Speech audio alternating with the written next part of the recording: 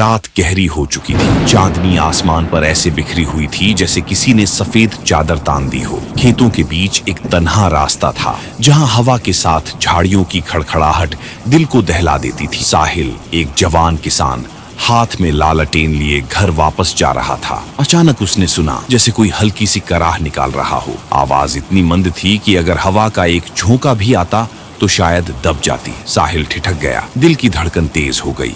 उसने लालटेन ऊपर की ओर गौर से देखा। दूर एक काला साया हरकत करता हुआ दिखाई दिया। कौन है वहां? साहिल ने बुलंद आवाज में कहा, लेकिन जवाब न आया। वह धीरे धीरे करीब गया और जैसे ही लालटेन की रोशनी पड़ी उसने देखा एक काला घोड़ा जमीन पर गिरा हुआ था। उसकी सांसें तेज थीं और टांग पर चोट लगी हुई थी। साहिल ने करीब जाकर कहा, डरो मत, मैं तुम्हें नुकसान नहीं पहुंचाऊंगा। घोड़े ने सर ऊपर उठाया और जोर से हिनहिनाया जैसे वह कह रहा हो, दूर रहो। लेकिन साहिल के लहजे में नरमी थी। उसने अपनी चादर उतारी, घोड़े के जख्म पर रखी और साथ में करीब के नाले से पानी लाकर पिलाया। घोड़ा पहले हिचकिचाया मगर फिर उसकी आंखों में भरोसे की झलक आ गई। साहिल ने उसका नाम पूछा जैसे इंसान से बात करता हो, तुम्हारा नाम क्या है? और जैसे किस्मत का खेल हो। घोड़े के गले में बंधी घंटी पर एक छोटा सा कागज लटका हुआ था। उस पर लिखा था, मीरा का शब्बान। साहिल चौंक गया, यानी तुम्हारी मालकिन का नाम मीरा है और तुम्हारा शब्बान। साहिल ने फैसला किया कि वह शब्बान को उसकी मालकिन तक वापस पहुंचाएगा। लेकिन यह सफर आसान न था। रात अंधेरी थी, जंगल करीब था और रास्ते में खतरात भी। शब्बान जख्मी होने के बावजूद खड़ा हुआ। साहिल ने उसकी लगाम पकड़ी और कहा, आओ दोस्त, ये सफर हम साथ करेंगे। जैसे ही वह दोनों आगे बढ़े, दरख्तों की सरसराहट और परिंदों की अचानक चीखें माहौल को डरावना बना देती थी, मगर दोनों ने हिम्मत न हारी। सफर में वह एक घने जंगल में पहुंचे। यहाँ अंधेरा और भी गहरा था। अचानक झाड़ियों में हरकत हुई। साहिल रुक गया। लालटेन ऊपर की तो दो चमकती आंखें नजर आईं। यह एक जंगली भेड़िया था। साहिल ने लकड़ी उठाई और शब्बान ने जोर से हिनहिनाया। भेड़िया करीब आया तो शब्बान ने अपनी टांगों से जमीन पर जोर से झड़ लगाई। आवाज इतनी तेज थी कि भेड़िया पीछे हट गया। साहिल ने आग का शोला बुलंद किया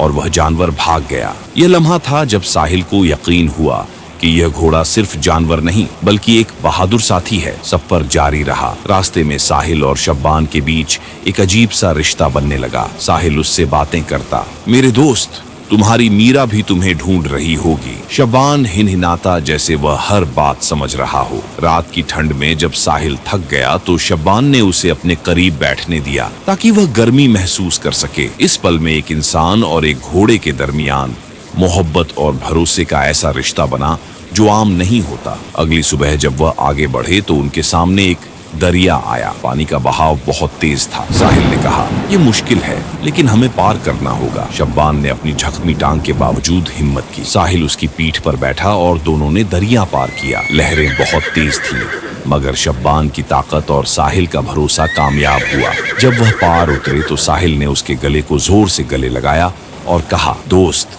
तुमने आज जान बचा ली। आखिरकार कई घंटों के सफर के बाद वह गांव के दूसरे किनारे पहुंचे। वहां एक लड़की दौड़ती हुई आई। उसके हाथ में घोड़े की घंटी जैसी ही एक और निशानी थी। शब्बान, उसने चीख कर कहा, ये मीरा थी। वह अपने घोड़े को देखकर रोने लगी। उसने उसके जख्म पर हाथ फेरा और कहा, मैंने सोचा था कि तुम्हें खो दिया है। साहिल को देखकर उसने कहा, आपने मेरा सबसे कीमती दोस्त वापस कर दिया। यह एहसान मैं कभी नहीं भूलूंगी। शब्बान ने जोर से हिनहिनाया। यह उसकी जुबान में शुक्रिया और वफा का वादा था। साहिल ने मुस्कुराकर कहा, दोस्ती इंसान और जानवर की नहीं, दिल और दिल की होती है। कहानी का सबक यह है कि दोस्ती और भरोसा हर रिश्ते की बुनियाद है, चाहे वह इंसान के साथ हो या किसी जानवर के साथ।